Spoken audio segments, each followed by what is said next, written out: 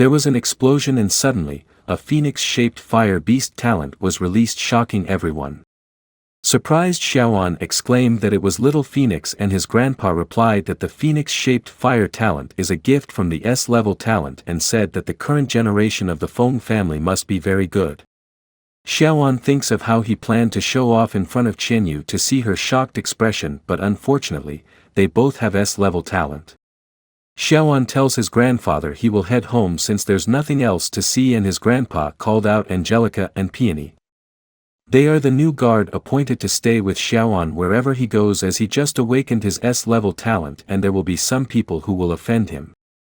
Both Angelica and Peony introduced themselves to Xiaoan as golden-level beast masters, amazing Xiaoan to how his grandpa already has everything arranged. His grandpa called out to him and handed him a key to the treasure trove and tells him to use the item inside to build a royal beast space when he gets back home. Xiaoan took the key and thanked his grandpa, and it was explained that the treasure trove contains the power of the crystal wall, which is very beneficial to the growth of the imperial beast space, and usually only the beast will use the spiritual crystal when breaking through to a new level, and therefore, an ordinary spiritual crystal needs at least 1 million Kyushu coins, which is priceless. They all got to the treasure trove and Xiaoan instructed his new guards to stay outside and let no one disturb him, which they obeyed. He stretched forth the key in the door, confirmed the key, Iris, bloodline, before finally granting access. The door opened and Xiaoan walks in to see hundreds of years of Bai family's accumulation stored there, in which only the family bloodline can enter. It contains rare treasures that are unparalleled in the outside world. He cites an example by taking out the heart of a phantom spider which appeared at the auction 5 years ago and caused bloodshed within families, and at the end it was auctioned off at a very high price of 150 million.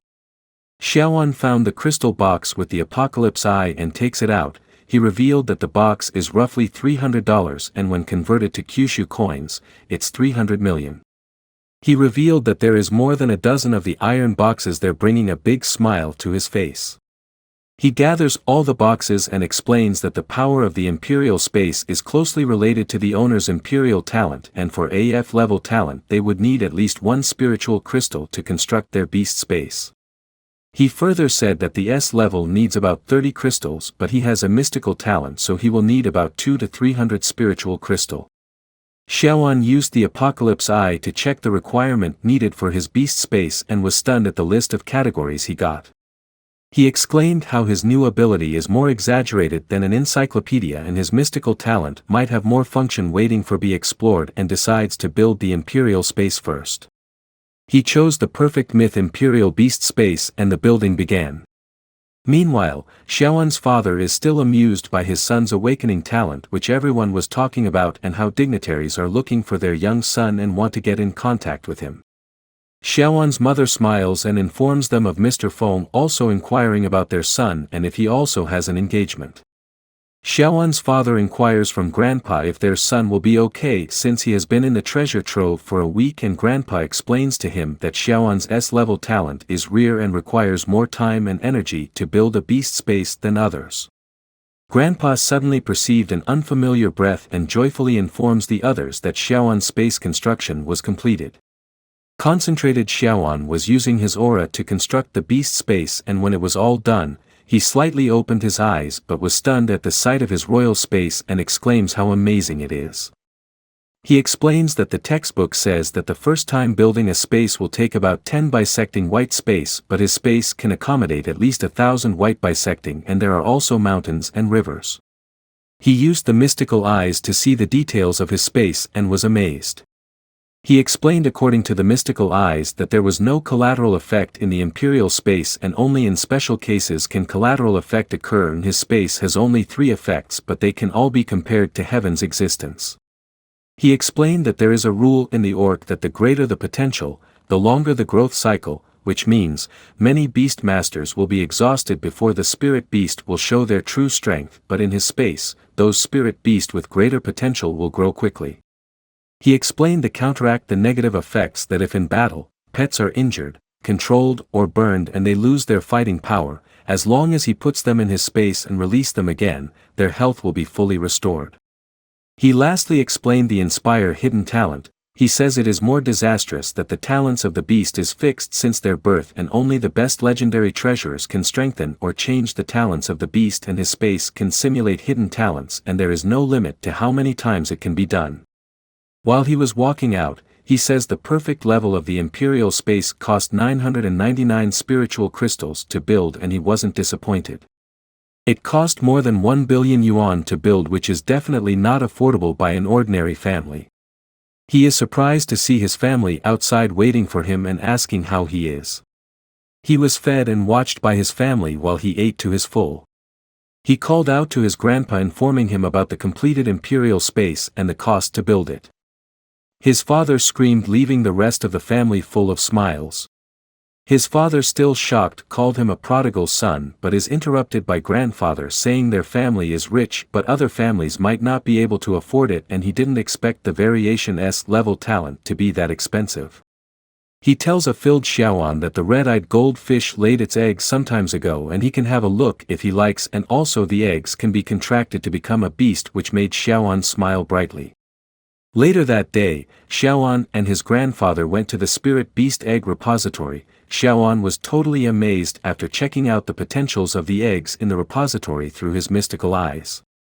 He says the Bai family is a family of aquatic pets and there are growth resources needed for water-type spiritual pets, and therefore, the first pet beast of the Bai children are aquatic spiritual beast. He remarked that this is so that the children of Bai family can establish themselves in Imperial Beast Division within a short period. He further explains that this is a repository for family members and ministers, and the eggs there are all in primary levels, but the good ones can grow to golden level, which is not still enough for him because he wants his pet to be the best and most talented. Grandpa clapped his hands and a red-eyed beast came out of nowhere. It was the red-eyed goldfish in diamond class. Xiaoan was swept off his feet seeing it, and after checking out its qualities with his talent, he discovered her natal appeared damage, which was from her origin. Grandpa called it Lao, and tells it about Xiaoan talent and hopes it bring its child out. Lao the beast attempts to do as told while Xiaoan thought of how he can use his apocalypse eye to fix the origin of the red-eyed goldfish. The fish released 2 eggs and a surprised Xiaoan checked out the talents of both eggs. His grandpa tells him to check both eggs for which one suits him better. He checked them again and discovered one of the eggs with dual talent. He thinks of how unbelievable it was to have a wild existence among the descendants of red-eyed goldfish. Xiaoan pointed at the egg with dual talents as what he wants to his grandpa. His grandpa smiles and tell him of how dry, weak and how difficult it would be to hatch the egg. He apologized to Lao the fish, telling her it was about his grandson's future. Xiaoan tells his grandpa that the fish is what his guts referred to as the perfect partner for him and said in within him that there is no better type of spirit beast cub than the egg he selected in the entire world. His grandpa approved it and told him to get the consent of the red-eyed goldfish first. The goldfish removed one of its main golden scales and placed it on the egg as a gift to Xiaoan. His grandpa explained to him that the scale of the golden fish can enhance the origin of the spirit beast and can enhance their skills by 10%. He also told Xiaoan that this is the golden fish way of thanking him, and the chances of the egg surviving increased greatly. Xiaoan collects the egg and promises the golden fish to do his best to cultivate it. In Xiaoan's space, he placed the egg with the main scale of the goldfish together in the water and added nutrients made from high-grade medicinal materials into the water as directed by the eyes of Apocalypse. The nutrients mixed with the egg and took effect immediately, making it nourished from dehydrated to a hydrated, nourished-shaped egg.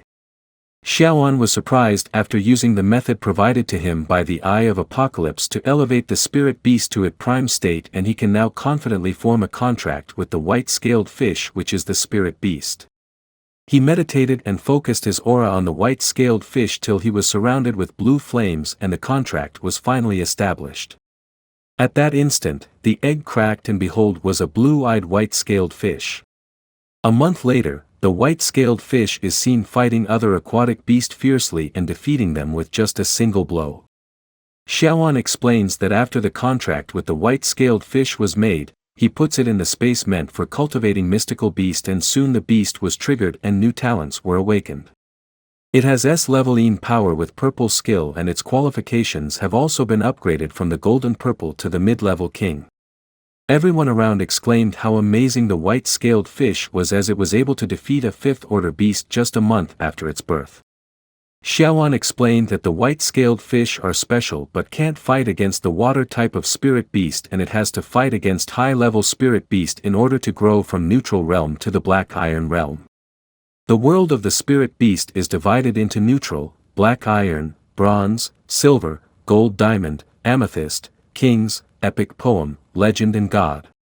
The neutral realm is the realm of the immature spirit, and after the spirit beast matures it would advance to the black iron and can be considered the direction of evolution. Xiaoan calls out to Peony and tells them to get ready as he will be going to Candlelight City, which they responded in affirmation. He explained that there are 7 main cities in their world and each has 7 small and sub-cities surrounding them, and the Candle City he is going is a small town attached to the Balan City. He stated that there is a volcano there and fire spirit animals called the candle spiders. The candle spiders are generally not in upper realm but is suitable for training the white-scaled fishes to raise them to black iron realm. When they got to the train station, Qianyu called out to Xiaoan from nowhere and screamed at him, saying how dare he not come to see her. He tells her without looking at her that they had both awakened S-level talent and the bet was over and there was nothing to talk about. She affirmed that they tied the bet but asks why he left without saying goodbye, and also if she wasn't qualified enough for him to take her seriously. He stared at her and tells her he looked for her after the awakening ceremony but she avoided him. She screamed at him, calling him a loser, saying he broke his promise and betrayed her. Xiaoan wonders what she was talking about and always felt her words were likely to cause misunderstanding. She ran after him trying to grab him while telling him not to leave and hear her out. She was stopped by Xiaoan's guard, who told her to respect herself, and they both stared frankly at each other, while Qianyu recognizes that Xiaoan's guard is a golden beast master. Xiaoan stops them but Qianyu tells him she wants to make another bet. She wants them to fight with their spirit beasts after school starts.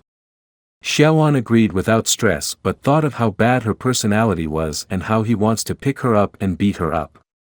He proceeds to board the train while the station announced the arrival of the 1,000-blade centipede train coming soon.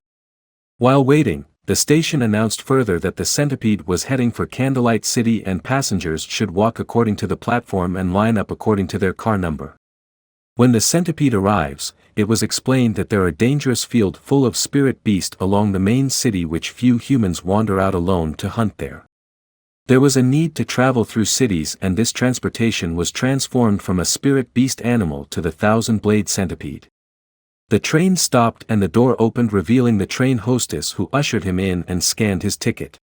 He thought to himself that as a rich man he must choose the best and most advanced train which is safe, but the ticket was expensive. The machine scanned his ticket and recognized it as a second-class one. He proceeded but was stopped by the hostess, who told him to go back as where he was headed was the first-class carriage. Xiaoan took his seats and explains that when going out to train they have to go as an ordinary person to get in touch more with the outside world. He felt irritated by the way a fellow passenger wowed the sights of Balan City and got more frustrated when fellow passenger whispered to each other.